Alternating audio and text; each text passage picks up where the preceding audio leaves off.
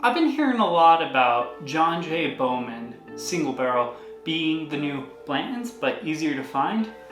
Is there any truth to that, Merritt? I don't know. We're gonna find out.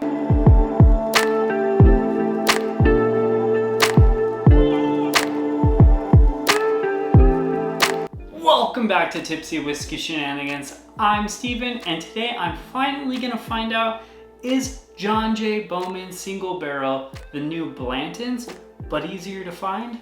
I've been hearing a lot about this bottle lately. I finally found one out there in the wild for their suggested retail price of $50, whereas, Blantons you find for $175, $150 around if it's on the shelves, or you just don't see it at all.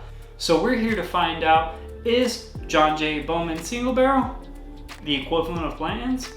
I mean, they're both Buffalo Trace-ish. But before we do that, please do us a favor, like and subscribe. We appreciate your guys' support, but let's get back to the investigation at hand, and that is, do these two bottles mean the same thing but different price? Same but different but still same? I don't know. So in front of me, I got glass A and glass B. One of these is going to be John J. Bowman Single Barrel. The other one is going to be the good old coveted Blantons. And we are going to figure out which ones we like. I'm going to taste both these samples, let you know which one I prefer, and then we're going to figure out which one it actually is. And is it really worth spending the $150, $100, the markup on Blantons? Whereas if you can find this, which it wasn't really that hard, I didn't really go hunting for it, I just found it on a shelf, so I decided to pick it up. $50, easily, reliably $50. It's not that hard to find. Why not just get that instead? So we're gonna start off with sample A to my left and then go to sample B to the right. Let's go ahead and kick it off.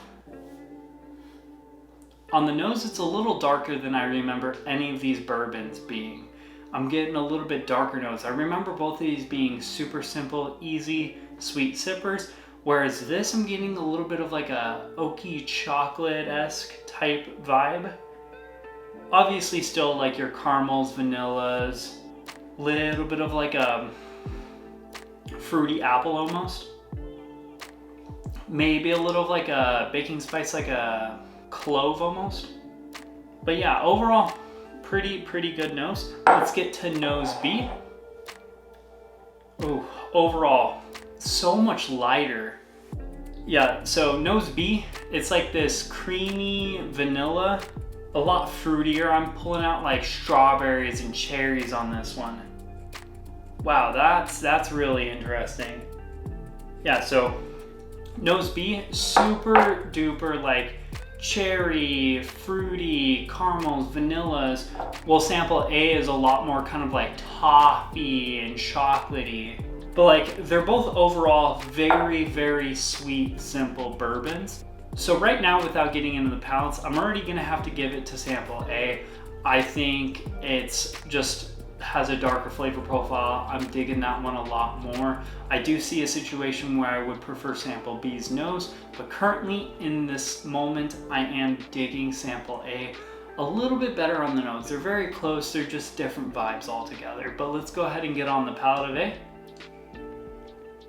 Okay, so yeah, A, the like nose kind of follows through almost. It's like chocolatey, it's oaky, it's a little fruity, vanilla, toffee, maybe a little like espresso in there, but it's just darker. Like, again, I remember both of these ones being sweeter, but this one's kind of, it's presenting a little darker. But even with all those super dark notes, I'm still getting this nice creamy, sweet vanilla, caramel, and the finish is pretty good. I'm not gonna lie, I'm really digging the finish. All right, let's go ahead and get on the palate of B. B again, it's just this sweet, creamy caramel vanillas and a little bit of like cherry going on in there. Finish is a little bit less exciting than sample A, but overall it's still pretty moderate. It's just not as good as sample A. Yeah, just a sweet, creamy caramel vanilla. It's both of these bourbons are very, very simple. I'm pulling out the kind of outliers notes. They're just very simple, basic, middle of the road bourbons. This one, so sample A, I'm getting a lot, like, I'm getting more darker flavors, like kind of like a chocolatey, coffee, toffee type vibe, where this I'm getting sweeter, delicate, softer flavors, as in like, you know, slightly floral, caramel vanillas, a nice level of like cherries and strawberries and like apples. This one's fruitier, lighter, simpler. Well, this one's a little bit darker and kind of richer. But overall, they're both pretty middle of the road bourbons, and I honestly think they're both really good. Again, I think for this review, I think I gave both of these a B or a B minus. I don't quite remember. And given that's just due to price, I just think they're both like simpler than I like.